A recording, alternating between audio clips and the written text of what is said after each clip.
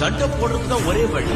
சொல்றதோட சரி, சண்டைனா முதல்ல ஓடுறவன் நீதானே. இதான் சரியான பயந்தாங்குடி. பயந்தாங்குடியா இருந்தா இங்க வந்திருக்க முடியாது. நாங்க பரம்பரையா கணக்குழக்காரங்களா இருந்தவங்க. பயங்கிறது எங்க அகராதிலேயே கிடையாது. அதனாலதான் நல்லா யோசிச்சு தீர்மானமான ஒரு முடிவுக்கு நான் வந்திருக்கேன்.